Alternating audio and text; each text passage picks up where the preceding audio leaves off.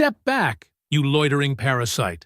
This courthouse isn't your stage. Officer Dean Kessler shoved his forearm across Althea Rowe's path, blocking the entrance like he owned the building. His fingers jabbed the folder in her hands, bending the legal papers inside. Lawyers waiting in line slowed, watching as his voice climbed louder. Kessler's hand suddenly lashed out, his palm striking Althea's face so hard her head snapped sideways and the papers burst from her folder, scattering across the granite steps. Phones lifted instantly around them. "Every morning it's the same," he scoffed, like nothing had happened. "Some loudmouth wandering up here pretending they've got business in a courthouse." Althea didn't answer. Her grip tightened slightly on the remaining papers, her eyes calm and steady on his face. And Officer Dean Kessler had absolutely no idea he'd just slapped the judge who would be presiding over his case tomorrow morning. Before continuing, comment where in the world you are watching from and make sure to subscribe because tomorrow's story is one you can't miss. The morning sun cast long shadows across the courthouse steps as Judge Althea Rowe approached the building, her sensible shoes clicking against the concrete. She held her coffee in one hand and tucked a worn leather case file under her arm, blending seamlessly into the stream of suits and briefcases flowing toward the entrance. Her gray blazer and dark slacks were deliberately understated, the kind of practical outfit that wouldn't draw attention.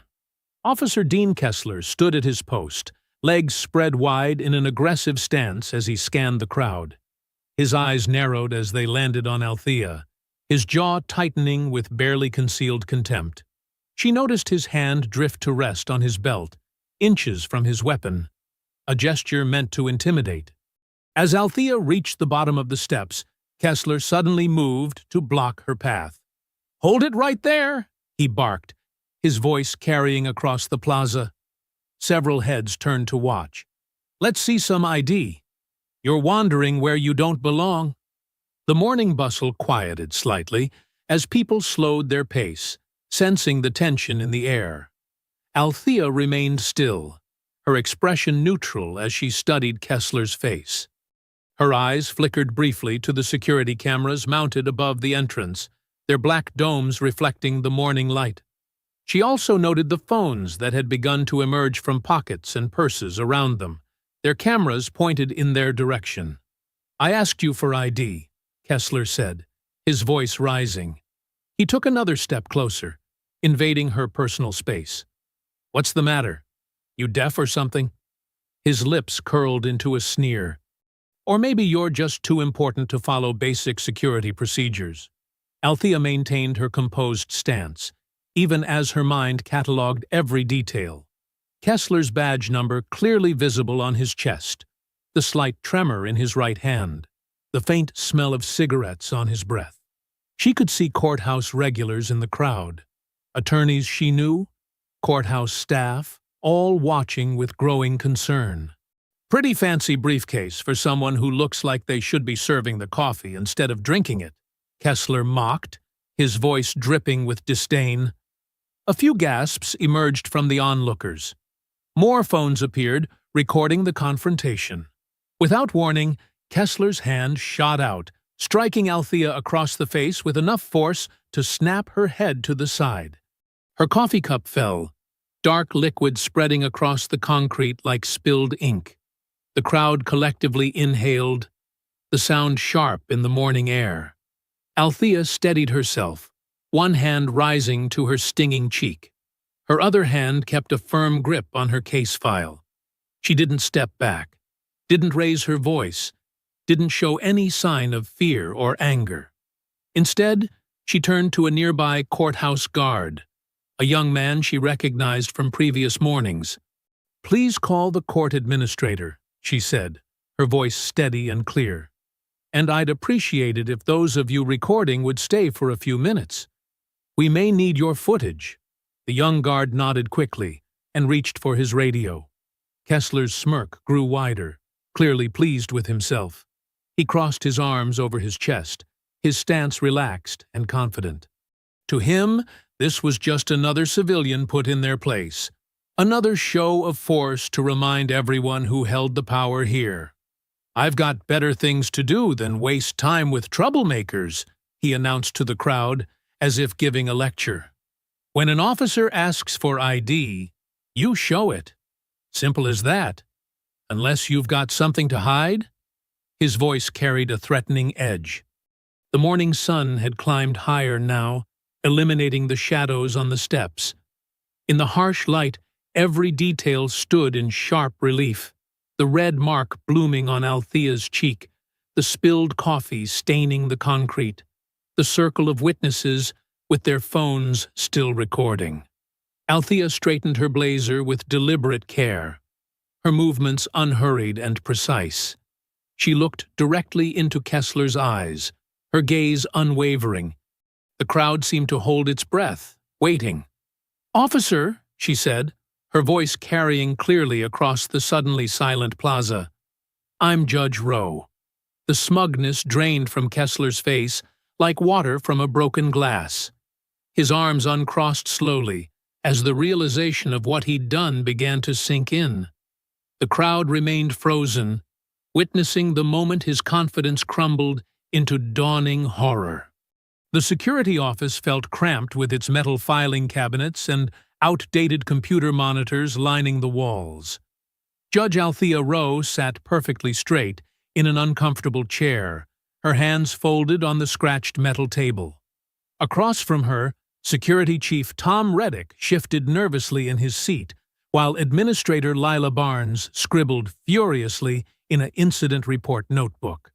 Through the glass partition, Officer Kessler paced the hallway like a caged animal, his earlier swagger replaced by barely concealed panic. His radio crackled occasionally with routine security calls, each sound making him flinch. "Let's begin with proper documentation," Althea said, her voice steady despite the angry red mark still visible on her cheek. "I want statements from every witness present, particularly those who recorded the incident. We'll need all security footage preserved immediately." Reddick nodded too quickly. "Of course, Your Honor. We'll get right on that." "Don't just get on it," Althea corrected him. "Do it now. Call your technical team while we're sitting here."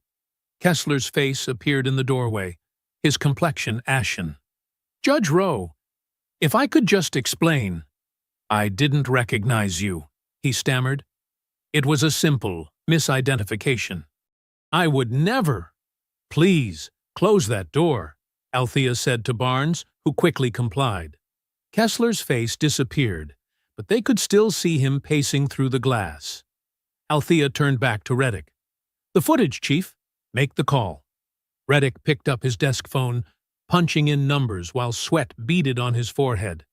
The conversation was brief, and his expression grew increasingly troubled. "There seems to be an issue," he said carefully.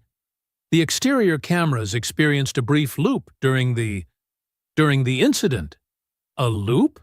Althea's eyebrow raised slightly. "And the timing of this loop? It coincides exactly with the moment of physical contact." Barnes stopped writing, her pen hovering over the paper. "That's impossible," she whispered. "Officer Kessler's body camera footage?" Althea asked, though her tone suggested she already knew the answer. Reddick swallowed hard. "Listed as malfunctioning during his morning shift. Both cameras failed at the precise moment of assault," Althea stated, making sure Barnes recorded every word. "Please note the statistical improbability of such a coincidence." A commotion outside drew their attention. Through the glass, they could see Mrs. Irene Lott, a regular courthouse volunteer in her 70s, being confronted by another uniformed officer. Mrs. Lott clutched her phone protectively while the officer loomed over her, speaking in low tones. Althea rose smoothly from her chair and opened the door. The officer's words carried clearly now. "Could be cited for obstruction, if you insist on hanging around. Might have to bring you in for questioning about interfering with official business." "Officer Martinez," Althea called out, causing both the officer and Mrs. Lott to turn. "Please state for the record why you're threatening a witness in an active investigation." Officer Martinez straightened, his hand automatically moving to his belt. "No threats, Your Honor. Just explaining procedure to—" "Mrs. Lott," Althea interrupted. "Please join us in the security office. Administrator Barnes will take your statement." She fixed Martinez with a steady gaze. "Officer Martinez, badge number 4471, correct? That will be all." Mrs. Lott hurried into the office while Martinez retreated down the hallway, speaking quietly into his radio. Within minutes, the courthouse began to buzz with new activity. "They're calling in the union lawyer," Barnes said, looking up from her phone. "Dane Hollis is on his way." Right on cue, Hollis appeared less than an hour later, his expensive suit and leather briefcase marking him as someone who never saw the rough side of law enforcement. His smile was practiced, professional, and completely insincere. "Judge Rowe," he said smoothly, "what an unfortunate situation. I'm sure we can clear up this confusion quickly." "There is no confusion, Mr. Hollis," Althea replied. "The incident is documented by multiple civilian witnesses." Hollis's smile didn't waver. Witness perception can be tricky.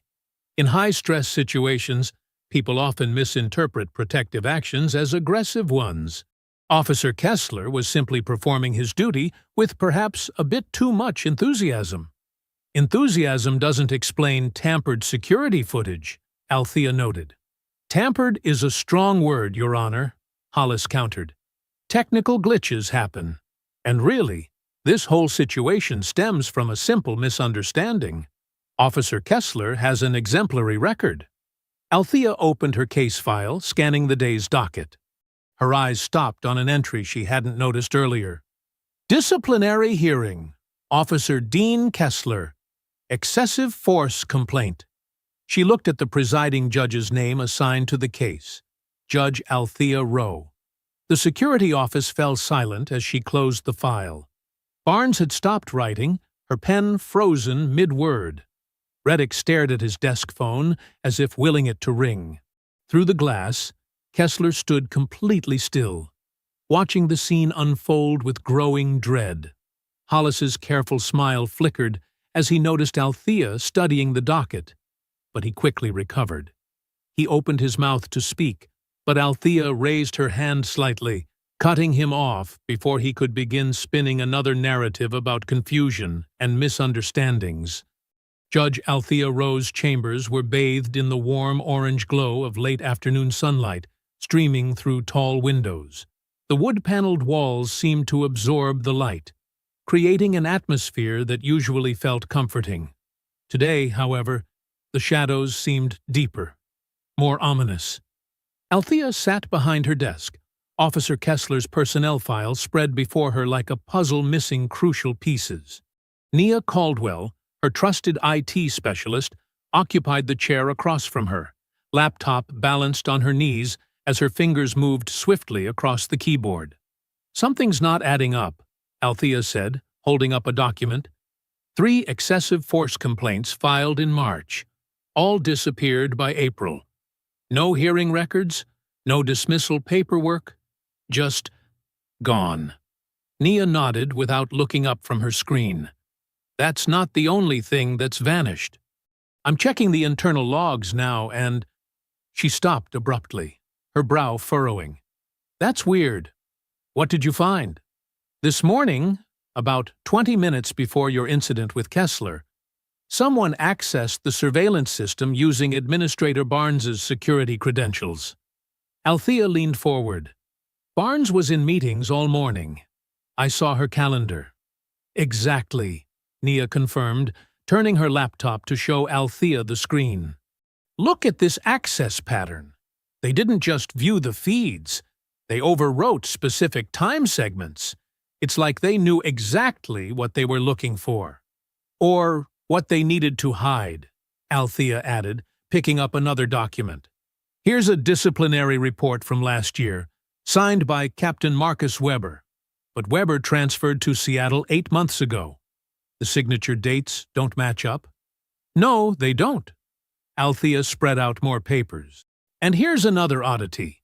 3 supervisors who signed off on Kessler's positive performance reviews. All of them left the department within weeks of filing these reports. Nia typed rapidly, pulling up more records.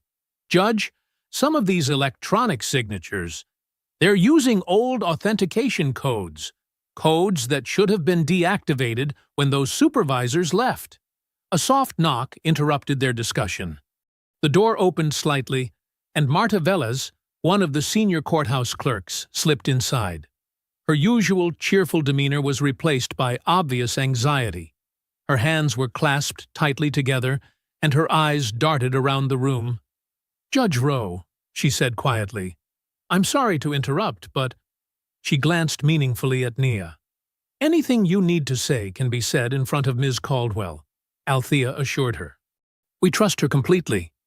Marta nodded, then reached into her pocket and withdrew a folded piece of paper. "This needs to be for your eyes only. Please, please read it when you're alone." Althea took the note, but didn't set it aside. "Marta, you're shaking.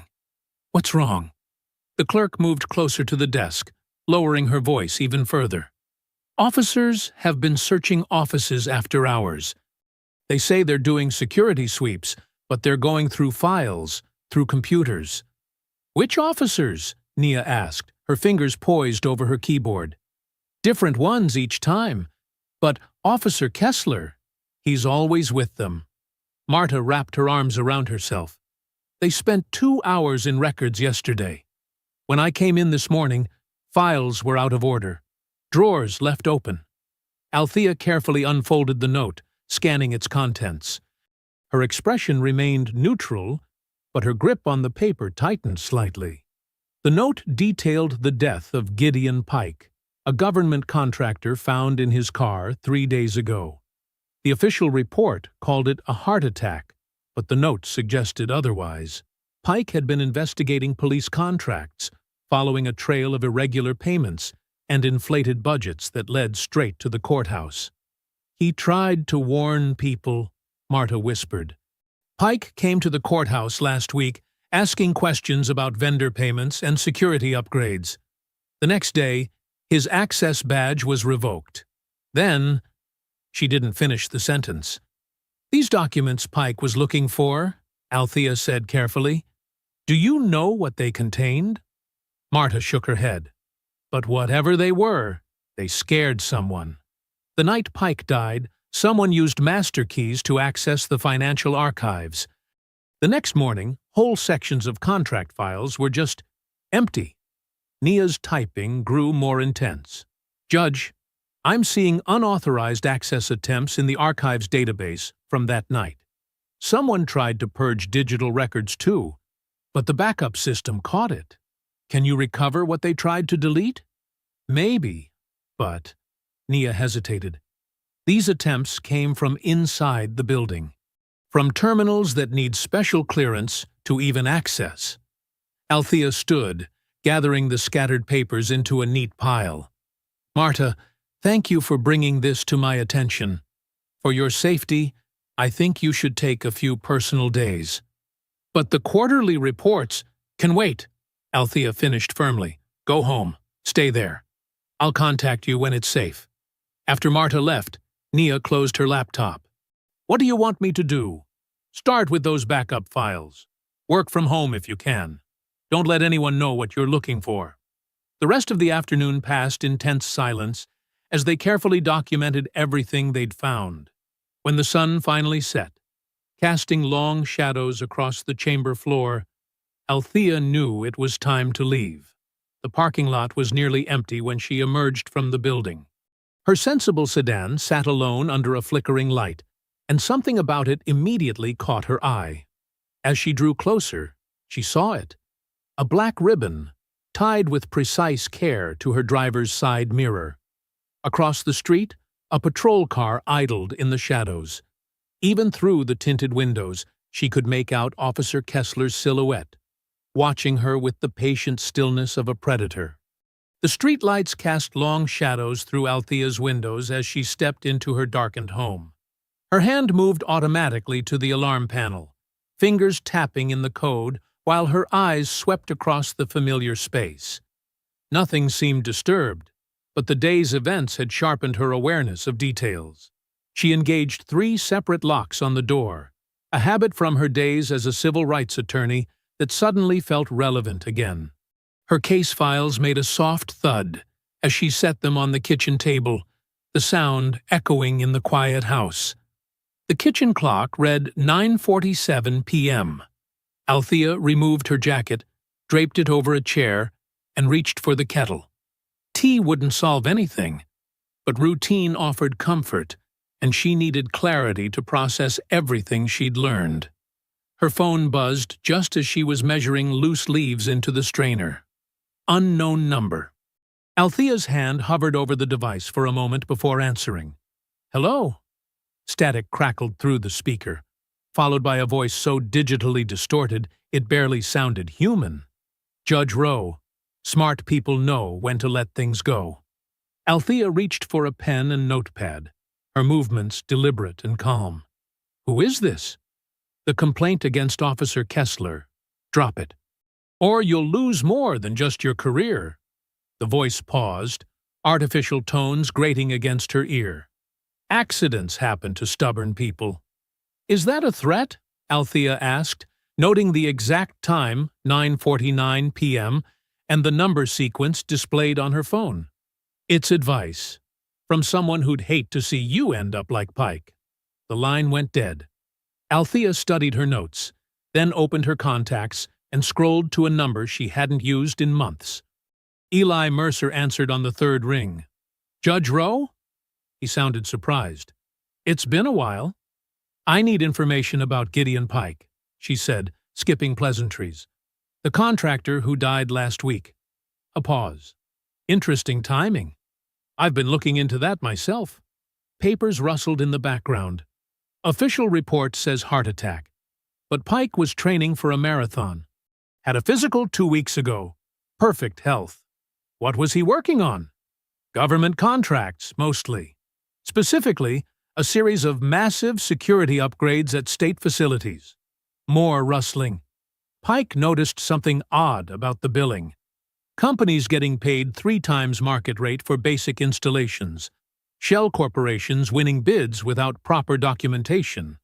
Althea moved to her window, keeping to the side of the frame. "Which facilities?" "Courthouses, police stations, anywhere handling sensitive records or evidence." Eli's voice lowered. Pike traced some of these companies back to offshore accounts. He was about to file a formal complaint with the state auditor. Then he died. "Yeah, then he died." Keys clicked as Eli typed. "But here's the thing. These contracts? They all got fast-tracked through the governor's office. No review, no competitive bidding. Just straight approval and immediate funding." Movement caught Althea's eye. A dark sedan had parked across the street, its headlights still burning. "How much money are we talking about?" "Initial estimate? At least $50 million over the past 18 months. But Pike thought that was just the surface." Eli paused again. "Judge, why are you asking about this now? I received some information today suggesting Pike's death wasn't natural." "From who?" "I can't say yet." Althea watched as a second set of headlights joined the first. "But I need everything you have on these contracts, especially anything connecting them to courthouse security operations. Give me a day to compile it safely. This isn't the kind of thing we should send electronically."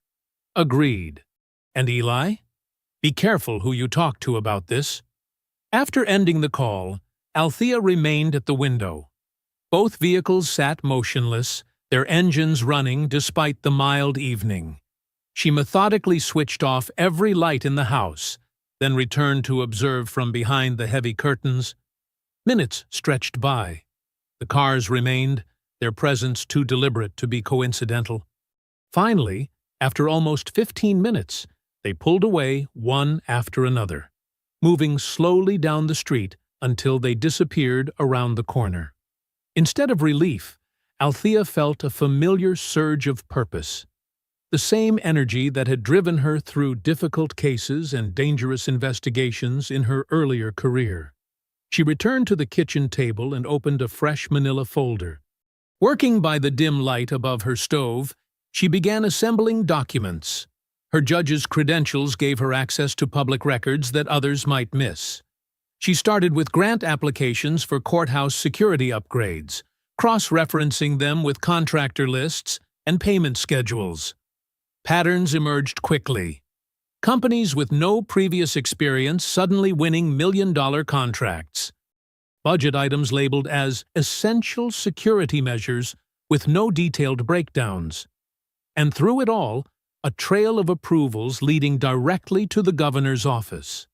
In her notebook, Althea created a timeline: Pike's investigations, the missing complaints against Kessler, the conveniently malfunctioning cameras, the vanished supervisors who had signed suspicious documents. When she connected the dates, they formed a clear picture of systematic corruption.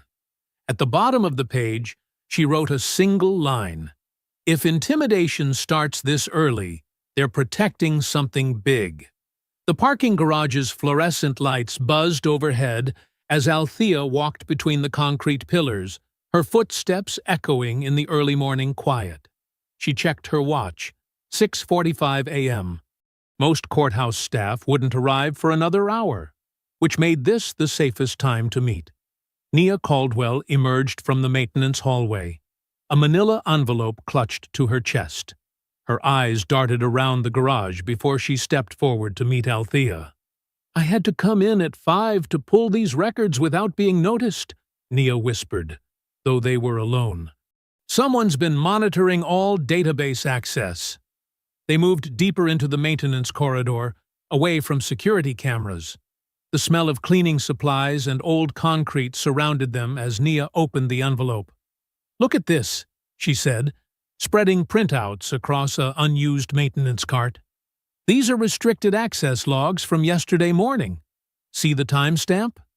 9:47 a.m., exactly when Officer Kessler confronted you." Althea studied the documents.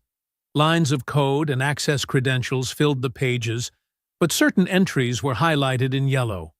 Someone used Security Supervisor Maddox's high-level credentials to access the surveillance system, Nia explained, pointing to specific lines.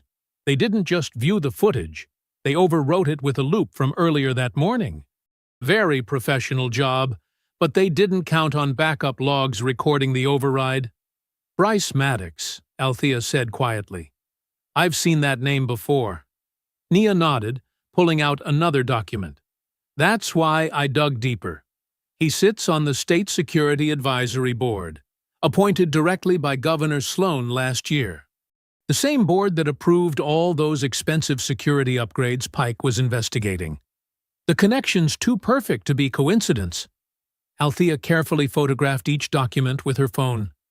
"We need to—" Footsteps echoed from the garage, and they quickly gathered the papers.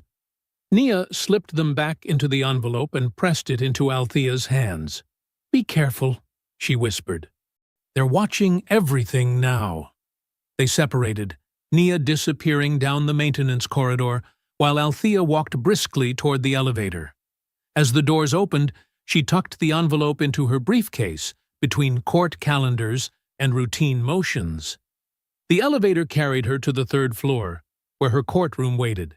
She'd barely stepped into the hallway when a familiar voice called out behind her. "Judge Rowe." Dane Hollis's expensive shoes clicked against the tile as he approached, legal papers already extended. "A moment of your time." Althea turned slowly, noting his perfectly pressed suit and practiced smile. "Mr. Hollis, court doesn't begin for another hour." "This couldn't wait." He thrust the documents forward. "A motion for your immediate recusal from Officer Kessler's disciplinary hearing, along with a formal complaint of professional misconduct." She accepted the papers without reaction, though her mind raced. The speed of the filing confirmed coordination. They'd prepared this response well before yesterday's incident. "The basis for these allegations?" she asked, scanning the first page. demonstrated bias against law enforcement. Hollis's smile didn't reach his eyes. Your hostile and unprofessional response to a simple security check yesterday morning created a clear conflict of interest. Officer Kessler cannot possibly receive a fair hearing under these circumstances. A simple security check that coincidentally wasn't captured on any working camera. Technical issues happen. He shrugged. But your behavior afterward, demanding investigations, harassing witnesses, pursuing personal vendettas, it's completely inappropriate for a sitting judge. Before Althea could respond, her phone vibrated. She held up one finger to pause Hollis and checked the screen. Unknown number. Judge Rowe? The voice was shaking. This is Irene Lott. From yesterday morning? I need to tell you something. Mrs. Lott, are you all right? No, I'm not all right. Irene's words tumbled out in panic. An officer came to my house before sunrise. He said if I testified about what happened, my teenage son might have trouble with the police. Said they could plant drugs in his car. Or worse. My husband's out of town, and I don't know what to do. Althea's grip tightened on her phone. Mrs. Lott, are you somewhere safe? I'm at my sister's house. But they knew where I lived, knew about my son's after-school schedule. They're watching us. I want you to stay there. Document everything that happened, including the officer's description. I'll have someone contact you shortly. After ending the call, Althea looked up to find Hollis watching her with calculated interest. Problems? He asked smoothly. Nothing I can't handle. She tucked the phone away and met his gaze. Was there anything else, Mr. Hollis? Just friendly advice. Some battles aren't worth fighting, Your Honor. Everyone has something to lose. The threat hung in the air between them. Althea simply nodded and turned toward her courtroom, leaving him in the hallway. Inside, she found Officer Kessler already seated in the gallery, his uniform pressed and badge gleaming. Their eyes met as she walked to the bench. He wore the same smirk from yesterday morning, confident in his protection. Althea took her seat and activated the courtroom recording system. She looked directly at Kessler as she spoke into the microphone. Let the record reflect that all attempts at witness intimidation, evidence tampering, and obstruction of justice will be fully documented and submitted for investigation. This court will not be deterred by threats or coercion. She paused, her voice carrying clearly through the room. The integrity of our justice system depends on accountability, regardless of who seeks to undermine it. The afternoon sun beat down as Judge Althea Rowe guided her car away from the courthouse parking structure. Her mind churned over the morning's revelations, the access logs, the threats against Mrs. Lott, Hollis's thinly veiled warnings. She needed quiet time to review everything properly. The first sign something was wrong came at a red light. When she pressed the brake pedal, it felt softer than usual, with less resistance. Her years of driving the same vehicle had taught her its normal responses. This wasn't right. The pedal sank further toward the floor at the next stop sign. Althea's hands tightened on the steering wheel, her judicial calm masking the surge of adrenaline. She wasn't far from Mike's auto shop, owned by a mechanic she'd known for 15 years. Instead of continuing home, she carefully turned onto a side street, maintaining steady pressure on the increasingly unresponsive brake pedal. Her movements were measured and controlled as she pulled into the first empty parking lot she found. She reached for her phone, hands steady despite the implications of what she'd discovered. Mike, Judge Rowe here. I need you to come check my car immediately. Something's wrong with the brakes. 20 minutes later, Mike's tow truck pulled up beside her. The weathered mechanic slid under her car with a flashlight, then emerged with a grim expression that confirmed her suspicions. Judge, someone's cut your brake line, he said, wiping his hands on a rag. Clean cut, too, not wear and tear. And they removed the secondary safety clip that would have prevented total failure. He shook his head. This was deliberate. You're lucky you noticed it early. Althea took photos of the damage from multiple angles, making sure the cut marks were clearly visible. I'll need detailed documentation of everything you find, Mike. This is evidence now. Already on it. He pulled out his phone and started taking his own pictures. I'm keeping the damaged parts safe, too. Nobody touches this but me. While Mike loaded her car onto the tow truck, Althea called a rideshare service. She wouldn't let this stop her from reviewing those documents. The attempt on her safety only proved she was getting closer to something important. At home, she spread the case files across her dining room table. Financial records, security logs, and construction permits created a paper trail she was determined to unravel. Hours passed as she made detailed notes, connecting seemingly unrelated details. Her phone buzzed at 7:30 p.m. The caller ID showed Eli Mercer. Judge Rowe, his gruff voice came through clearly. I've got something you need to see. Those courthouse renovation contracts? They're not what they seem. She put the phone on speaker and pulled out a fresh legal pad. Go on. I followed the money trail from those security upgrades last year. The main contractor, Summit Security Solutions, looks legitimate on paper. But they're routing payments through 3 shell companies before the cash lands in accounts connected to a private police training facility. Althea's pen moved quickly across the paper. Which facility? Blue Line Academy. It's registered to a trust managed by retired Captain Marcus Walsh, who just happens to sit on the same security advisory board as your friend Bryce Maddox. She remembered the access logs Nia had shown her that morning. The board that reports to Governor Sloan? Exactly. But here's where it gets interesting. The Academy's providing specialized training services to courthouse security personnel. The invoices are vague, but the amounts are huge. We're talking millions funneled through this setup over the past 2 years. And Officer Kessler? Listed as an instructor at the Academy. He teaches their public space control courses twice a month. Paid very well for it, too. Althea's mind connected the pieces. So certain officers are protecting a financial pipeline that benefits both them and state officials. That's my read, Eli confirmed. Your assault wasn't random, Judge. You're presiding over cases that could expose this whole operation.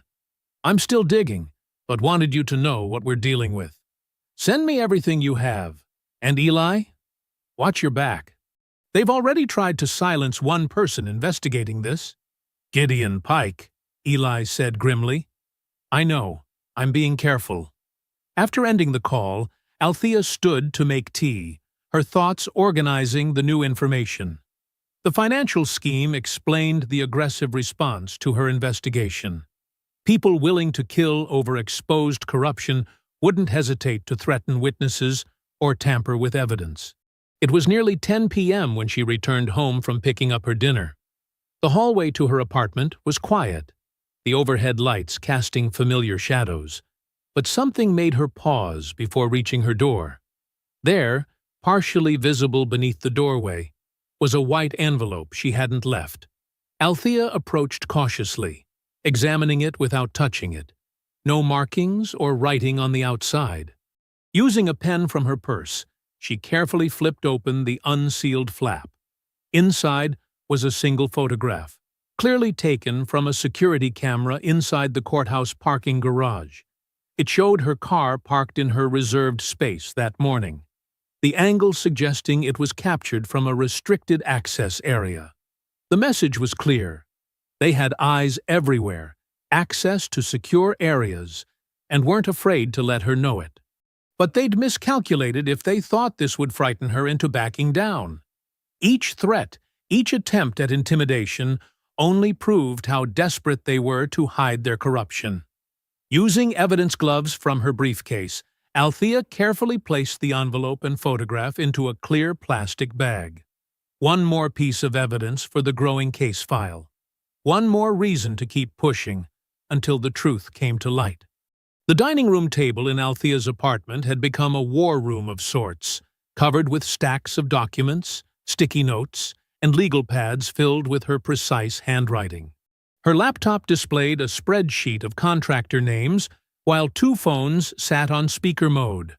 One connected to Nia Caldwell, the other to Eli Mercer. "Let's start with Summit Security Solutions," Althea said, shuffling through a stack of permits. They received the primary renovation contract worth $4.2 million last year. "I'm looking at their incorporation papers now." Nia's voice came through clearly. "Summit was founded 3 years ago, but they've already secured dozens of government contracts. Their business address matches a UPS store in the capital." Eli chimed in, papers rustling in the background. Classic shell company setup. They exist on paper to move money around. The real action happens through their subcontractors. Althea pulled out another document. Blue Line Academy appears repeatedly in these payment records. Training services, equipment purchases, facility rentals. "That's where it gets interesting," Nia said. The sound of rapid typing carried through the call. "I'm checking the routing numbers for payments made to their various vendor accounts. Judge, you need to see this. Sending screenshots now." Althea opened the incoming files on her laptop. Her eyes narrowed as she studied the banking details. "These numbers match." "Exactly," Nia confirmed. 5 different company names, all routing to the same account. Peak Security Consultants, Garrison Defense Systems, Aegis Training Solutions. They're all flowing into one place. "And look who signed off on the initial contracts," Eli added. "Emergency executive orders from Governor Sloan's office, bypassing normal procurement procedures." He claimed urgent security needs justified fast-tracking the approval process. Althea grabbed a fresh legal pad and began drawing connection lines between names. Bryce Maddox sits on the Security Advisory Board that recommended these contracts. He also controls courthouse surveillance access, as we saw with the tampered footage. The same board Captain Walsh chairs, Eli noted. Before retiring to run Blue Line Academy, Walsh oversaw specialized operations training for the department. His replacement? Dean Kessler's former supervisor. "The connections keep spiraling outward," Althea murmured, adding more lines to her diagram. "Each person we investigate leads to 3 more with suspicious links to these contracts." Nia's typing paused. "Judge, I found something in old personnel files. Before Maddox became security supervisor, he worked private security for one of Sloan's campaign donors, the same donor whose construction company later won the bid to renovate the courthouse parking structure. Where the cameras conveniently malfunction whenever they need something to disappear," Eli added darkly. Althea circled several names on her pad. "We have officers like Kessler acting as enforcers, supervisors like Maddox controlling access and evidence, shell companies moving money, and everything pointing back to decisions made in the governor's office. This is bigger than courthouse corruption," Nia said quietly. "They've built an entire shadow system for funneling state funds through law enforcement contracts. And anyone who threatens to expose it ends up silenced," Eli added. "Like Gideon Pike, when he started asking questions about the contracts." As if on cue, Althea's personal phone buzzed with an incoming text. The number was blocked, but the message was clear. "You're connecting dots that should stay disconnected. Ask Pike what happens to people who dig too deep. Oh wait, you can't. Stop now before someone else joins him." Althea studied the message without changing expression. Her voice remained steady as she read it aloud to Nia and Eli. "They're watching closely enough to know what we're investigating right now," Eli said. "Could be monitoring our calls." "Let them watch," Althea replied. "Each threat confirms we're on the right track." She powered off her phone and set it aside. Pike found something in these contracts that scared them enough to kill him. Something they're still desperate to keep hidden. "The timing fits," Nia observed. Pike's death came 3 days after he submitted public records requests for the emergency contract approvals, and 2 days before the first disbursement was scheduled to Blue Line Academy, Eli added. Whatever he discovered, they couldn't risk letting him expose it. Althea studied her growing diagram of connections. Pike was an experienced investigator. He would have documented everything he found. Those records are still out there somewhere. The courthouse clerk mentioned officers searching offices, Nia recalled. They haven't found what they're looking for yet. Which means we still have a chance to uncover what Pike discovered, Althea said. She turned off her phone completely and set it aside. Whatever got him killed is exactly what we need to expose this entire operation. The morning sun cast long shadows across the courthouse parking lot as Althea stepped out of her car, briefcase in hand. Her eyes immediately caught the dark sedan, a black Ford Fusion, idling 2 rows away, its tinted windows concealing the occupants. The exhaust curled lazily in the cool morning air. She made a point of not looking directly at it, instead checking her phone while mentally noting details. Virginia plates, fairly new model, government-style hubcaps, the kind of unremarkable vehicle favored by surveillance teams. "Morning, Your Honor," called a young attorney hurrying past with an armful of files. Althea nodded in greeting, using the moment to glance back at the sedan. Still running? Still watching? Inside the courthouse, she took the stairs instead of her usual elevator, emerging on a different floor before doubling back down another stairwell. Years of examining witness testimony had taught her to notice patterns, and she'd learned the value of unpredictability. Through her chamber windows an hour later, she spotted the same sedan cruising slowly past the front of the building. The vehicle's path seemed casual, but its timing was too precise. She jotted down the plate number in her notebook, adding it to her growing collection of evidence. Her phone buzzed with a text from Nia. Access logs show multiple late-night entries to record storage. Badge used belongs to retired officer. Althea replied carefully. Time to visit county records. Need to verify some dates. The records office sat 6 blocks away, housed in a bland brick building that held decades of property deeds, business licenses, and court transcripts. As Althea walked through its front doors, she glimpsed the black Fusion sliding into a spot across the street. Just need to review some incorporation papers, she told the clerk, picking a table with clear sight lines to the entrance. For the next 2 hours, she methodically worked through business registrations connected to the courthouse contracts, noting overlapping addresses and recurring names. Her phone vibrated again. Eli this time. Pike's secretary confirms he met with whistleblower week before death. No name, but said person worked courthouse security. Althea's mind raced. A security insider would have access to contract details, surveillance systems, and daily operations. Someone who saw the whole picture. Someone who reached out to Pike. The secretary at the records office approached her table. Judge Rowe? There's a gentleman asking if you're still here. Didn't give his name. Thank you, Althea replied calmly. I'll be leaving shortly. Through the window, she saw the black sedan still waiting. She gathered her notes unhurriedly, maintaining her usual composed demeanor. The weight of what Pike had uncovered was becoming clearer. Not just corruption, but an entire shadow system using police contracts to funnel money. The kind of scheme that powerful people would kill to protect.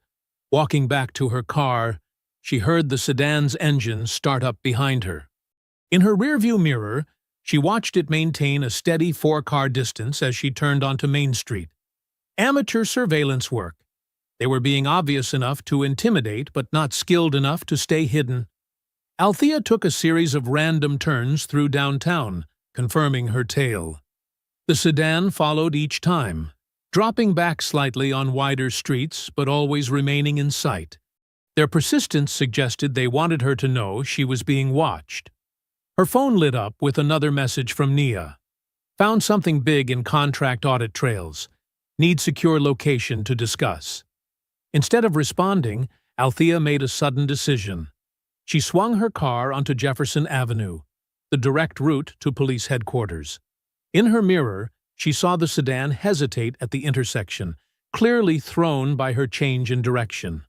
The massive concrete building that housed the police department loomed ahead, its parking lot filled with marked and unmarked vehicles. Althea drove straight toward the security gate with deliberate purpose. Behind her, the black Fusion abruptly swerved onto a side street and accelerated away.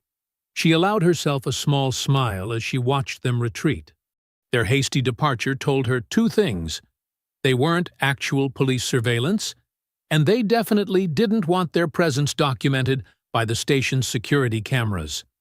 Althea pulled into a visitor spot and cut her engine, taking a moment to add more notes to her growing file. The sedan's plate number, its movements throughout the day, the timing of its appearance after her discoveries about the contracts. Each detail formed another piece of the larger puzzle. Her phone buzzed one final time. Eli again. Sources say Pike had file ready for FBI before he died. Never made the handoff. She stared at the message, thinking of Pike's final days. He'd gathered enough evidence to justify federal involvement. Found proof of something so damning that certain people chose murder over exposure. And now those same people were watching her build her own case, piece by piece. The surveillance was meant to frighten her into backing down. Instead, it confirmed she was on the right track. Pike had discovered something in those contracts that threatened the entire operation. Something worth killing for. Althea started her car again, ready to meet Nia and examine the audit trails. But first, she had a stop to make. Somewhere in this building, security footage would show a suspicious sedan following a judge's vehicle. One more piece of evidence for her growing collection. The afternoon sun cast her shadow long across the parking lot as she walked toward the police station entrance. Let them watch, she thought. Every move they made brought her closer to the truth Pike died trying to expose. Evening shadows crept across Judge Rowe's chambers as she and Nia hunched over stacks of courthouse records spread across her heavy oak desk. The building had grown quiet, most staff long gone for the day. Only the hum of the air conditioning and occasional footsteps in distant hallways broke the silence. "Look at this, Your Honor," Nia said, her finger tracing down a computerized log. "These evidence submissions from last month, they're marked as standard intake, but the routing codes are different." She pulled up another screen on her laptop, comparing numbers. They went through sealed processing without proper documentation. Althea leaned closer, studying the entries. How many cases are we talking about? At least 7 submissions in the 2 weeks before Pike's death. Nia's fingers flew across the keyboard. All processed through Officer Maddox's credentials, all redirected through non-standard channels. The same Maddox whose access was used to tamper with the security footage. Althea made careful notes, documenting each irregularity. "Can you pull the original submission forms?" "That's the thing. They're missing from the digital archive. I can see they existed because of the audit trail, but the actual documents are gone." Nia's face reflected the blue glow of her screen. Someone's cleaned house. Althea's phone buzzed, Eli Mercer's number lighting up the display. "Mercer, what do you have?" His voice carried urgency. "Judge, there's a situation at 1247 Maple Street.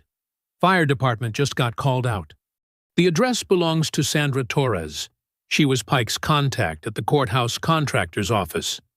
The one he met with before he died? Same person. She'd been trying to reach me about some financial records, but wouldn't give details over the phone. Said she had physical documents to share." Papers rustled on Eli's end. "Now her car's on fire, and patrol units are blocking access to the whole block." Althea grabbed her coat. "I'm heading there now. Keep monitoring emergency channels." "Be careful," Nia called as Althea strode toward the door. That sedan might still be watching. The streets were mostly empty as Althea drove toward Maple, taking an indirect route out of habit. She killed her headlights a block away from the address, parking behind a row of trees. Orange flames reflected off nearby windows, casting twisted shadows across the pavement. She raised her phone, activating the camera's zoom function. Through the lens, she could see firefighters battling the blaze, consuming what looked like a late-model Toyota. The fire's intensity suggested an accelerant. This was no accident. Police cruisers formed a perimeter, their lights painting the scene in alternating red and blue. Officers kept curious neighbors back, their movements practiced and controlled. Among them stood Dean Kessler, his posture relaxed as he chatted with another officer. He showed none of the urgency normally displayed at an active crime scene. Althea's camera clicked rapidly, capturing Kessler's presence and documenting the timestamps. His casual demeanor felt staged, like he was establishing an alibi by being visibly present. She zoomed in closer, noting how he positioned himself to watch the fire's destruction while maintaining a facade of professional disinterest. The flames devoured the vehicle's interior, ensuring any documents inside would be reduced to ash. Althea thought of Pike's final days, piecing together evidence that got him killed. Now Torres's car was burning, destroying what might have been crucial evidence. The pattern was clear: systematic elimination of anything that could expose the truth. After 30 minutes, the fire began to die down. Kessler remained in position, occasionally speaking into his radio while maintaining his relaxed stance. He knew exactly what this fire meant, Althea realized. His presence wasn't coincidence, it was confirmation. She took a final set of photos before slipping away from the scene. The drive home was tense, her mind racing through connections. Pike discovers financial irregularities. He contacts Torres. Both end up silenced, one through violence, one through calculated destruction. The parking lot at her apartment complex was quiet when she arrived. She climbed the stairs to her third-floor unit, keys ready. But something made her pause at her door. The deadbolt was engaged, exactly as she'd left it, but the door itself sat slightly ajar, perhaps a quarter-inch of space visible between door and frame. Althea stepped back, examining the entrance. No obvious damage to the lock or wood. A professional job, meant to send another message. She pulled out her phone and began documenting, photographing the door position, and taking careful notes. Inside, the apartment appeared undisturbed at first glance. But Althea's methodical nature had served her well. She knew exactly how she'd left things. The stack of case files on her dining table had been shifted slightly to the left. Her laptop remained closed, but the power light indicated it had recently been in use. She didn't touch anything, continuing to photograph the subtle signs of intrusion. The message was clear. They could access her space at will, examine her evidence, monitor her progress. But they'd wanted her to know they'd been there. Another attempted intimidation, like the black ribbon on her car mirror and the threatening phone calls. The intruders had likely copied her files, photographed her notes. They now knew exactly what evidence she'd gathered about Pike's death, the financial irregularities, and Kessler's involvement. Yet they'd left everything in place, choosing psychological pressure over outright theft. Morning sunlight streamed through the administration office windows, casting long shadows across the polished floor. Administrator Lila Barnes sat rigidly behind her desk, flanked by state investigator Marcus Walsh and union lawyer Dane Hollis. The room felt charged with tension as they waited for Judge Rowe to arrive. Althea entered precisely on time, her expression neutral as she took in the formal arrangement of the room. She noticed how Hollis had positioned himself closest to Barnes's desk, already establishing dominance over the space. "Judge Rowe," Barnes began, her voice carefully measured. "Please, have a seat." Althea settled into the chair directly across from Barnes, maintaining perfect posture. Walsh cleared his throat and pulled out an official-looking document from his briefcase. "Judge Rowe, this is a notice of temporary administrative suspension," Walsh stated, sliding the papers across the desk. Effective immediately, pending review of serious misconduct allegations.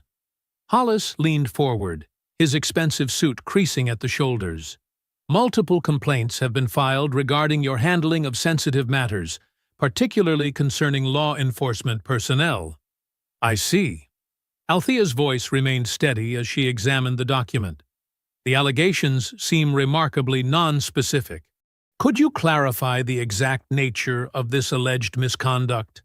There are concerns about bias, Barnes replied, avoiding direct eye contact. Questions about your objectivity in cases involving police officers, particularly regarding Officer Kessler's upcoming disciplinary hearing, Hollis added, a slight smirk playing at the corners of his mouth. Given recent interactions, Althea carefully read each page, noting dates and reference numbers. I noticed these complaints were all filed within the last 24 hours. Rather swift coordination. Walsh shifted uncomfortably in his chair. The timing is irrelevant. The allegations are serious enough to warrant immediate action. I'll need complete copies of all supporting documentation, Althea stated, including the original complaints, witness statements, and any evidence cited in these claims. Those materials are still being processed, Hollis interjected smoothly. The important thing is compliance with the suspension order. Interesting that the supporting evidence isn't available, yet the suspension is already prepared and signed. Althea made a note in her portfolio. When can I expect those materials to be provided? Barnes glanced at Hollis before responding. We'll have them sent to your office as soon as they're properly formatted. My office that I'm now suspended from accessing? Althea raised an eyebrow. Perhaps you could send them to my home address, though that seems to have quite a bit of unofficial traffic lately. Hollis's smile tightened. Any suggestion of impropriety in this process will only compound the existing concerns, Judge Rowe. Noting facts isn't suggesting impropriety, Mr. Hollis. It's what judges do. Althea stood, gathering her belongings. I trust you'll have my complete case files and personal materials delivered to my home by end of day? Of course, Barnes replied quickly. Security will escort you to collect any immediate necessities from your chambers. How considerate. Althea moved toward the door, then paused. One more thing. I'd like the names and badge numbers of the officers who processed Ms. Torres's vehicle fire scene last night. For my records. Hollis's face darkened slightly. That incident has no bearing on these proceedings. Everything has bearing, Mr. Hollis. That's why we document it. Althea exited the office, her heels clicking steadily against the tile floor. In the hallway, her phone vibrated. Eli Mercer's name flashed on the screen. She answered immediately, moving to a quiet alcove. Judge, Eli's voice was strained. We've got problems. 2 guys jumped me outside the county records office this morning. They took my phone and laptop. Althea's grip tightened on her phone. Are you hurt? Bruised ribs, split lip. Nothing broken. He coughed roughly. But they knew exactly what they were after. I was reviewing Pike's financial documents when they hit me. Did you get a look at them? Professionals. Moved like trained fighters. One had a tattoo. Looked military. Eli paused. They said to tell you that accidents happen to nosy people. Before Althea could respond, another call beeped through. Nia Caldwell. I have to take this, Eli. Get yourself checked out and lay low. She switched calls. Nia? They searched my apartment last night. Nia's voice shook slightly. Some kind of warrant about electronic evidence tied to courthouse security. They took my personal laptop and external drives. Did they show you the warrant? Flashed it quickly. Signed by Judge Marshall. Nia lowered her voice. But Marshall's been on medical leave for 2 weeks. I checked the logs myself yesterday. Althea processed this information. Are you safe? For now. But Judge, they're trying to erase everything we've found. The financial records, the security logs, Pike's evidence. They're sweeping it all away. Stay somewhere else tonight. Don't tell me where." Althea ended the call and walked to her car, mind racing through the morning's events. Inside the vehicle, she pulled out her recorder and spoke clearly. Timeline note. Less than 48 hours after discovering financial irregularities in courthouse contracts, coordinated actions taken to remove me from the bench, assault a journalist, and seize evidence from court staff. Scale of response indicates something far beyond Officer Kessler's misconduct case. Perpetrators are moving too fast, showing desperation. They're afraid of what we'll find if we keep looking. She tucked the recorder away, watching a patrol car cruise slowly past her parking spot. The escalation was telling. They weren't just protecting a single officer anymore. This was about something much bigger, something worth killing to keep hidden. The marble walls of Conference Room B muffled the afternoon bustle of the courthouse. Judge Marjorie Keene sat at the polished oak table, her reading glasses perched on her nose as she examined the documents spread before her. Afternoon sun slanted through the Venetian blinds, casting striped shadows across the evidence Althea had methodically arranged. "Start from the beginning," Judge Keene said, her pen poised over a legal pad. "Every detail matters." Althea began with the confrontation on the courthouse steps, describing Officer Kessler's aggressive behavior and the subsequent slap. The security footage disappeared within hours, a convenient loop in the system at the exact moment of assault. Judge Keene's pen moved steadily across the paper. "And the body camera?" "Listed as malfunctioning." Althea pulled out the technical report.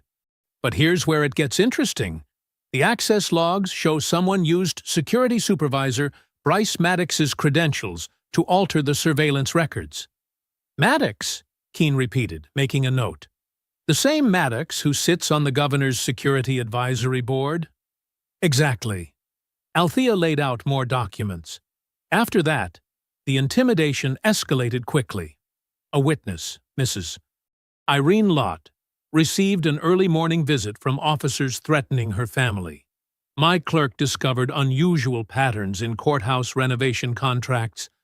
Then this appeared under my door. She placed the surveillance photo of her car in the courthouse garage on the table. Judge Keene studied it carefully, her expression grim. The next day, someone tampered with my brake line. Althea produced the mechanic's report and photographs. A clear attempt to stage an accident. Shortly after, we uncovered financial records showing suspicious payments through shell contractors connected to police security programs. Judge Keene adjusted her glasses. "These contractors, they're tied to state funding?" "Through emergency orders signed by Governor Sloan's office." Althea spread out the financial documents. The same day we found these connections, journalist Eli Mercer was assaulted, and his research on Gideon Pike's death was stolen. "Pike's death?" Keene said slowly. "The government contractor who died under suspicious circumstances? He was investigating police contracts and courthouse funding before he died." Althea pulled out more papers. "This morning, they suspended me on vague misconduct allegations. Meanwhile, officers executed a questionable warrant to search my clerk's apartment, signed by Judge Marshall, who's been on medical leave for 2 weeks. Judge Keene leaned back, studying the timeline she'd constructed. They're moving aggressively to contain something. The question is what? The scale of response suggests we're looking at systemic corruption, Althea said. Money flowing through courthouse renovation contracts, security grants, and law enforcement equipment purchases. Pike found something in those financial records that got him killed. You need federal intervention, Keene stated firmly. But we have to do this by the book. One procedural mistake, and they'll bury everything. I understand. Althea nodded. I need your word that if I find a legal trigger for federal jurisdiction, you'll help ensure it reaches the right authorities quietly. You have it. Judge Keene gathered the documents carefully. But be cautious, Althea. These people have already demonstrated they're willing to kill to protect whatever they're hiding. After the meeting, Althea drove home, taking an indirect route to shake any potential tales. Her house felt empty and exposed, but she forced herself to focus on the task at hand. At her dining room table, she spread out copies of sealed intake records from the courthouse filing system. Hours passed as she methodically reviewed submission procedures, looking for anomalies. Her eyes burned from strain, but she kept working until something caught her attention. An entry filed 3 days before Pike's death. On the surface, it appeared routine, a standard evidence submission for a minor criminal case. But as Althea examined the processing path, she noticed irregularities. The filing had bypassed normal staff review channels through a series of seemingly random technical exceptions. "Too perfect to be random," she muttered, tracing the document's path through the system. Pike had worked as a contractor evaluating courthouse technical systems. He would have known how to exploit procedural loopholes to hide information inside legitimate filings. The timing was too convenient to be coincidence. Althea pulled out a fresh legal pad and began drafting a motion. She would need precise language to justify accessing the sealed submission through proper channels. One mistake would alert the wrong people before she could secure the evidence. Her pen moved steadily across the paper as she constructed the legal framework. Each word was carefully chosen to withstand scrutiny while revealing nothing about her true objective. The motion would appear routine, just another judge requesting access to case materials through standard procedures. Outside, a car door slammed. Althea didn't look up from her work, but her hand tightened slightly around her pen. She kept writing, maintaining the steady rhythm of someone focused solely on legal documentation. The motion had to be perfect. Whatever Pike had hidden in that sealed submission might be the key to exposing everything, if she could access it before they realized what she'd found. Darkness settled over Althea's dining room as she worked beneath the warm glow of her table lamp. Legal volumes lay open across the wooden surface, their pages marked with colored tabs. Her laptop screen cast a blue light across stacks of procedural guidelines and sealed filing regulations. She took another sip of cooling tea, her eyes scanning line after line of courthouse submission protocols. The motion had to be airtight. Any procedural flaw would give Hollis the opening he needed to bury Pike's evidence deeper into the system. "Section 47.3, she muttered, turning pages in a worn legal handbook. "Sealed submissions require documented judicial cause for review." Her pen moved steadily across the yellow pad as she crafted precise language justifying access to the mysterious filing. The grandfather clock in her hallway struck 9. She'd been working for hours, building a framework of legal citations and precedents. Each paragraph was carefully constructed to appear routine while creating a path to the hidden evidence. Althea reached for a transcript from Pike's previous court appearances. He had testified in several contract disputes involving courthouse technical systems. As she reviewed his statements, a pattern emerged in his responses about legal oaths. "I affirm my duty to preserve and protect." She underlined the phrase, noting how Pike had worked it into multiple answers despite the different contexts. The wording seemed deliberately placed, too specific to be coincidental. Her mind raced through possibilities. Pike knew the system inside out. He would have anticipated attempts to block access to whatever he'd hidden. The repeated phrase could be a marker, a way to identify the genuine evidence among decoy submissions. She opened her laptop, pulling up sealed filing procedures. If Pike had embedded a coded reference, it would need to satisfy normal documentation requirements while concealing its true purpose. The oath phrase might be the key to recognizing which submission contained the real evidence. A car drove past her house, headlights sweeping across the walls. Althea barely noticed, focused on weaving the legal arguments together. She knew Hollis would attack from multiple angles, questioning her objectivity, citing her suspension, claiming personal bias due to Kessler's assault. Her phone buzzed with an incoming email. Hollis had already filed 3 motions challenging her authority to request any case reviews. The timing confirmed her suspicions. They were watching her actions closely, ready to block any attempt to access sealed records. "Nice try, Dane," she said quietly, adding another paragraph to address judicial authority during administrative review. Her suspension didn't strip her of the right to examine case materials, especially those potentially relevant to ongoing investigations. She pulled up Pike's contract evaluation reports, studying his technical assessments of courthouse filing systems. His knowledge of the infrastructure would have shown him exactly how to slip evidence into the records without detection.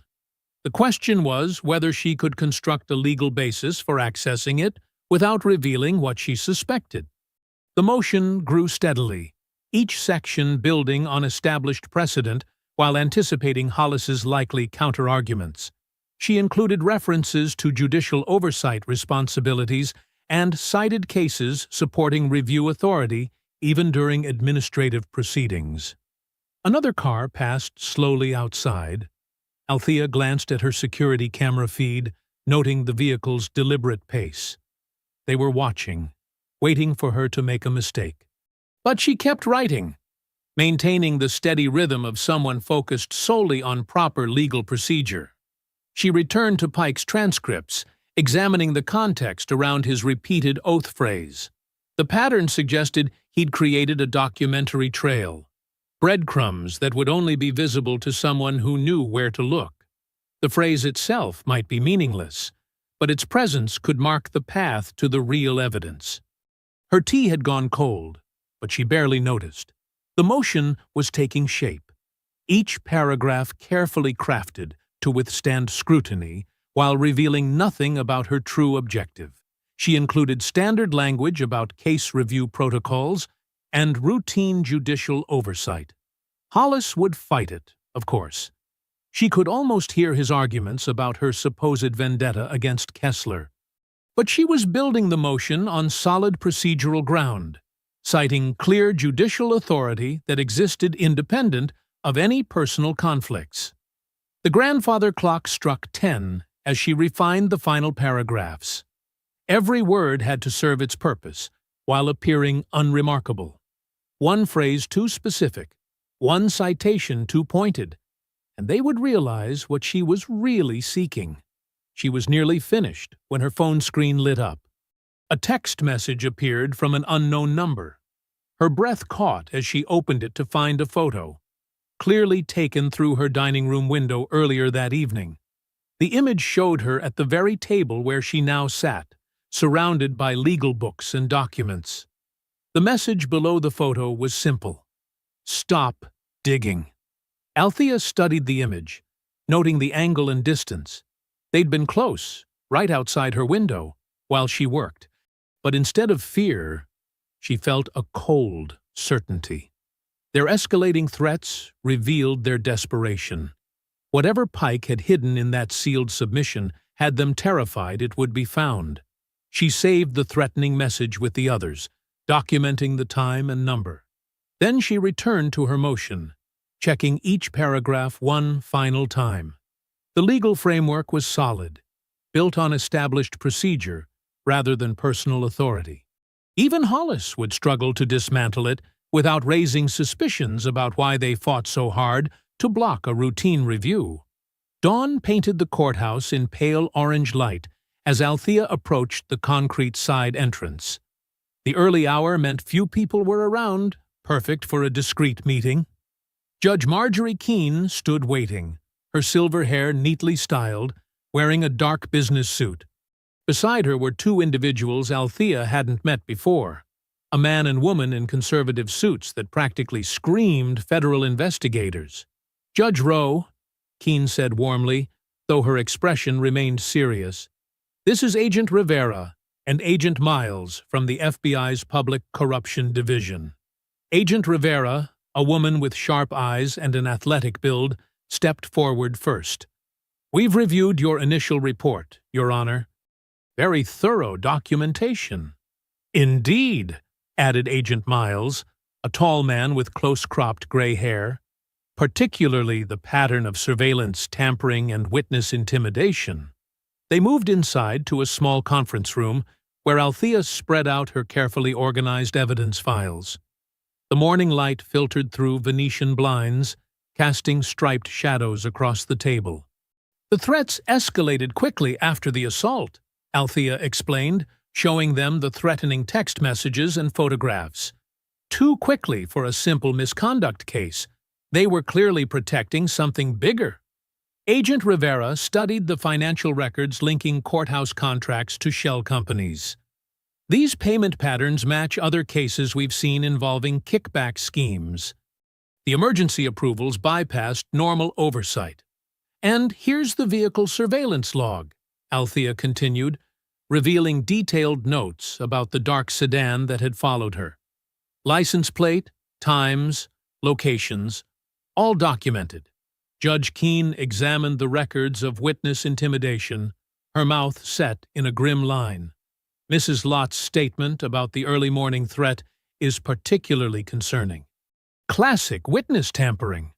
The door opened quietly, and Nia Caldwell slipped in, carrying a laptop and external drive.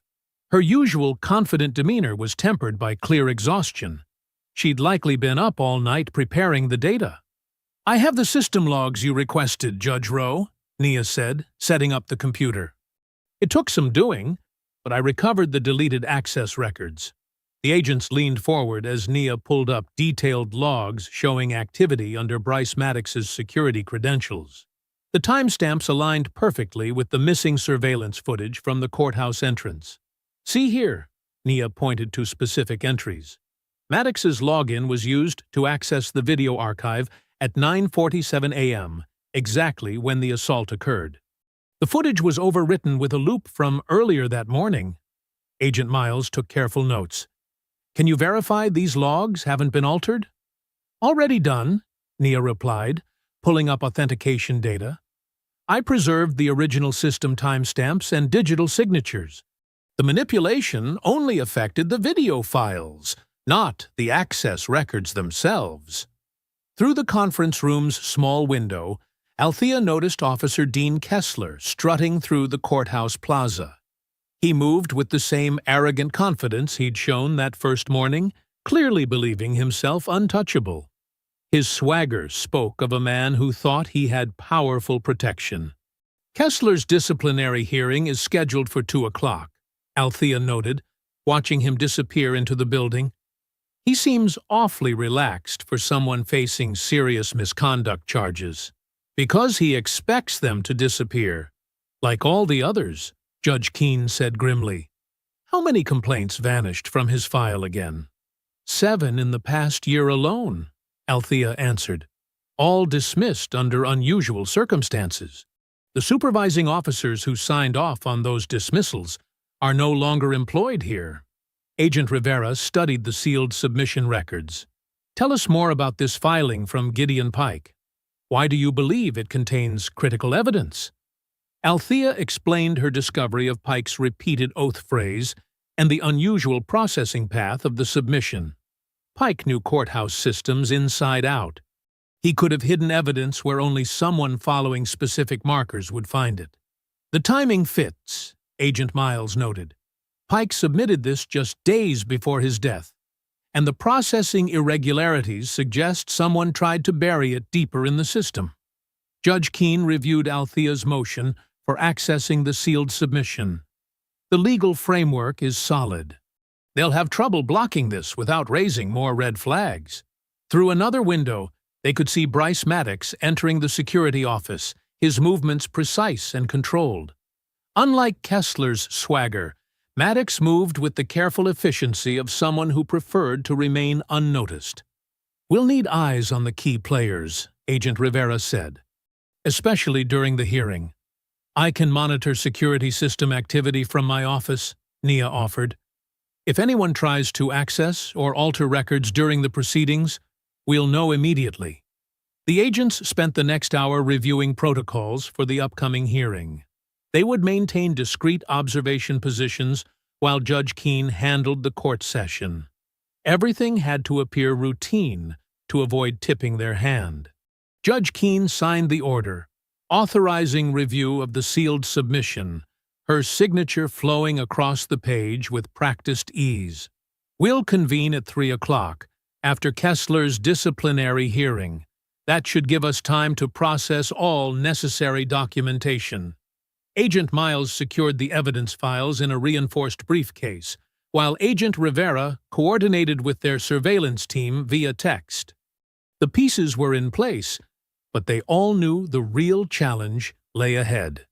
"Remember," Judge Keene cautioned as they prepared to disperse, "maintain normal routines. Anyone watching for unusual activity needs to see business as usual." They left the conference room individually, spacing their departures to avoid drawing attention. Althea was last to exit, carrying only her regular case files. To any observer, she appeared to be simply preparing for another day in court. The main courtroom buzzed with tension as people packed the wooden benches. Afternoon sunlight streamed through tall windows, casting long shadows across the polished floor.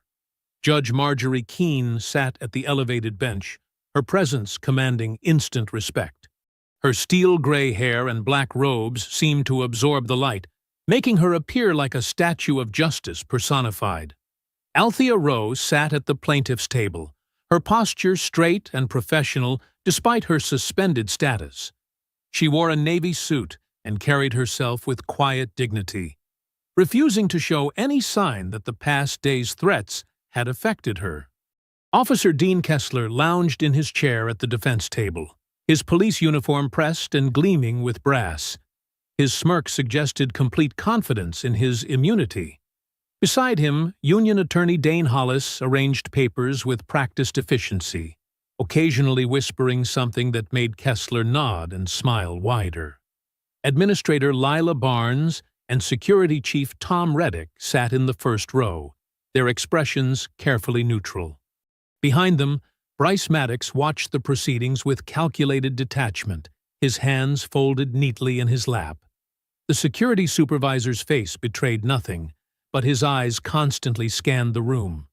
In the back row, partially hidden by shadow, sat Eli Mercer. The journalist's face showed dark bruising around his left eye, and he held himself stiffly, clearly still hurting from his recent assault. He balanced a small notebook on his knee, pen ready. "This hearing will come to order," Judge Keene announced, her voice cutting through the murmurs. "We are here to address multiple serious allegations, including assault, witness intimidation, and evidence tampering." Dane Hollis rose smoothly. "Your Honor, we continue to object to these proceedings. Judge Rowe's suspension clearly demonstrates her bias." "Objection noted," Keene interrupted firmly, "and overruled. Judge Rowe appears today as both complainant and witness to events directly relevant to this investigation." The courtroom deputy approached carrying a sealed evidence package in transparent plastic. "Evidence Package 47B, submitted by contractor Gideon Pike on April 15th, he announced formally. "Let the record show the seal is intact," Judge Keene stated. "Please read the chain of custody." As the deputy recited dates and signatures, Althea noticed Bryce Maddox's hand twitch slightly, the first crack in his composed facade. Kessler was still smirking, clearly unaware of the significance of Pike's submission. When called to testify, Althea approached the witness stand with measured steps. She felt the weight of every eye in the courtroom, but focused on delivering her testimony with precise clarity. "On Monday morning at approximately 9:45 a.m., I approached the courthouse entrance," she began. "Officer Kessler blocked my path and demanded identification in an aggressive manner." She described the assault in clinical detail. The mocking tone, the deliberate humiliation, the sudden slap that echoed off the courthouse columns. Her voice remained steady as she outlined the subsequent disappearance of surveillance footage and the suspicious access logs Nia had uncovered. Mrs. Irene Lott was prepared to testify about witnessing the assault.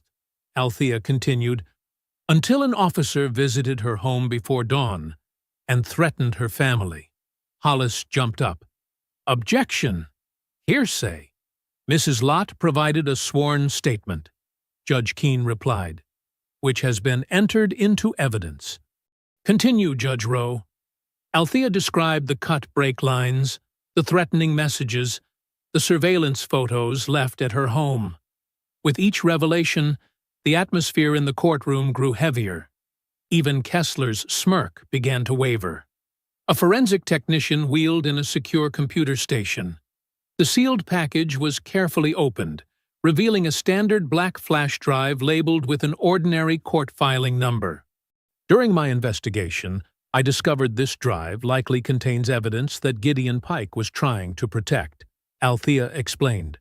When police searched Pike's apartment after his death, they found a note referencing a specific phrase he used during sworn testimony.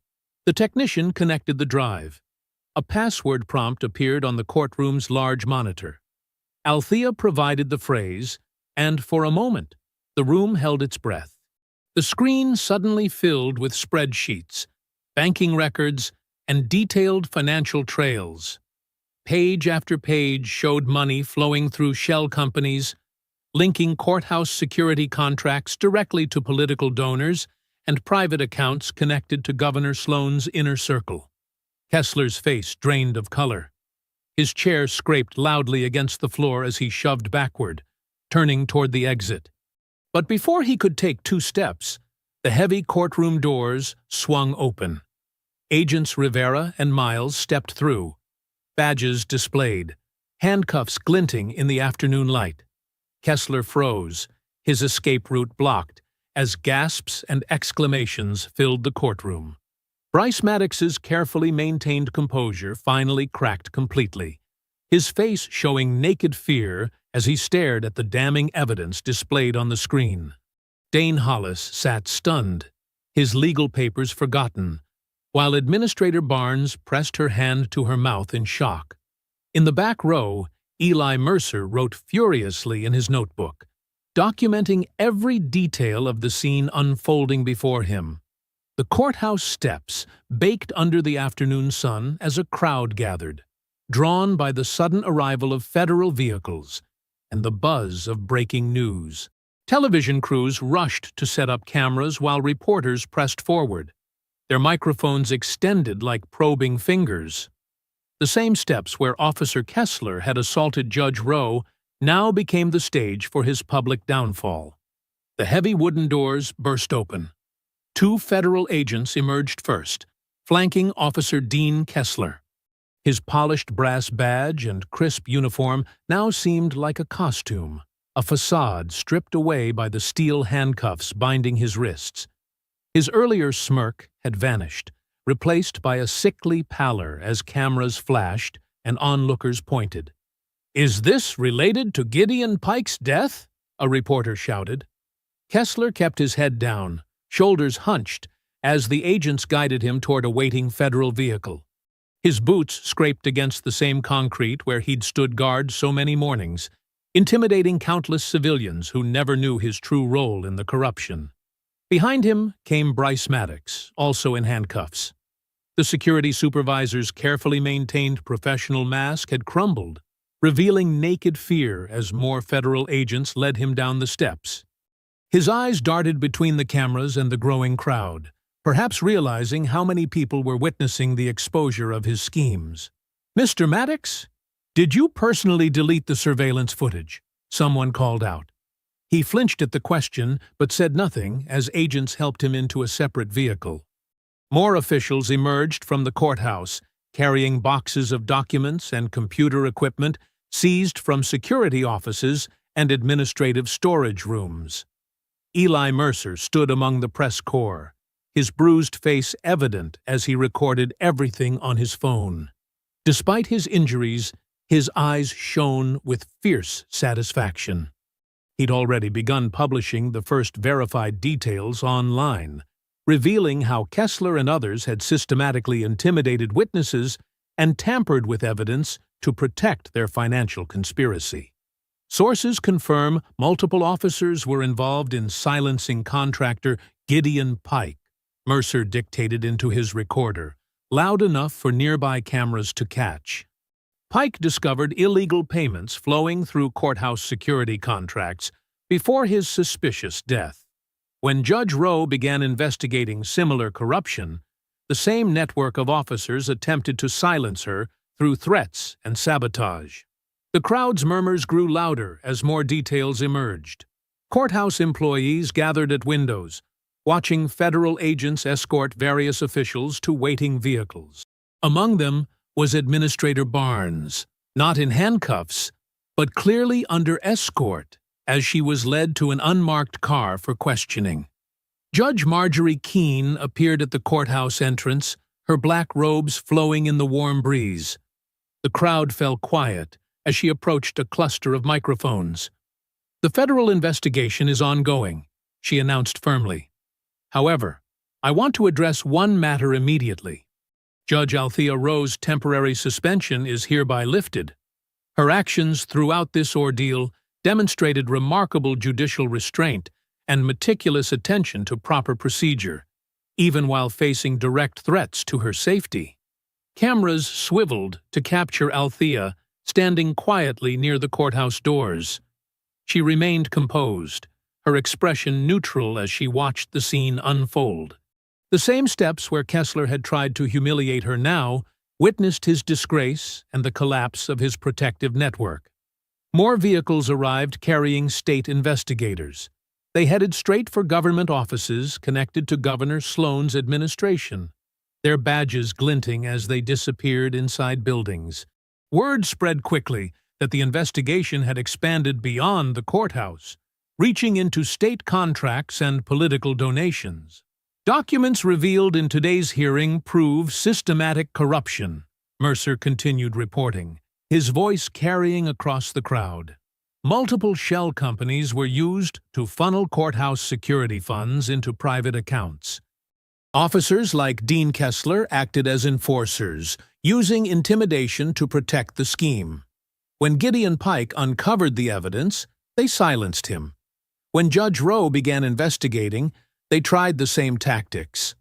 The afternoon sun cast long shadows across the courthouse facade as federal agents continued their work. Bystanders pointed phones at the procession of officials being questioned and evidence being collected. Social media exploded with images of Kessler and Maddox in handcuffs, their faces destined to become symbols of exposed corruption. Mrs. Irene Lott pushed through the crowd, tears in her eyes as she approached Judge Rowe. "I'm so sorry I couldn't testify," she said softly. "When that officer threatened my children—" "You have nothing to apologize for," Althea assured her. "Your safety was more important." The evidence spoke for itself. From the street below came the sound of sirens as more federal vehicles arrived. Teams of investigators streamed into various government buildings, carrying court orders and subpoenas. The corruption network that had seemed so powerful and untouchable that morning was now being dismantled piece by piece. Althea stood on the courthouse steps, watching it all unfold. The same steps where Kessler had tried to demonstrate his power now served as the stage for justice. His intimidation tactics, the threats, the sabotage attempts, none of it had succeeded in erasing the evidence she'd carefully gathered. The truth had emerged exactly where the cover-up began. If you enjoyed the story, leave a like to support my channel and subscribe so that you do not miss out on the next one. On the screen, I have picked 2 special stories just for you. Have a wonderful day.